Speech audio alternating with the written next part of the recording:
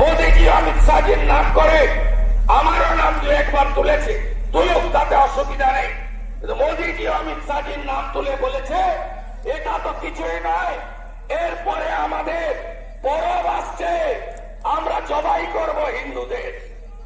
আজকে হরগোবিন্দ দাস, চন্দন দাসকে জবাই করা হয়েছে, তারা হিন্দু বলে বাড়িতে গিয়ে। এই অপরাধ ক্ষমার অযোগ্য, এই অপরাধ মেনে নেওয়া যায় না।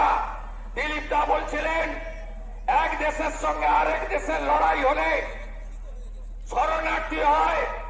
আমরা দেশের মধ্যে আজকে মুর্শিদাবাদ থেকে পলায়ন দেখছি।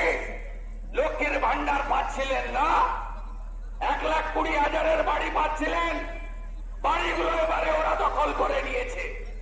আপনার লক্ষ্মীর ভান্ডারের টাকা, জমানো টাকা ধুলিয়ানে, শামসেরগঞ্জে, মোথাবাড়িতে, সুতিতে, জঙ্গিপুরে, হে হিন্দু, তোমার সব নিয়ে নিয়েছে ওরা, তোমার সব কেড়ে নিয়েছে।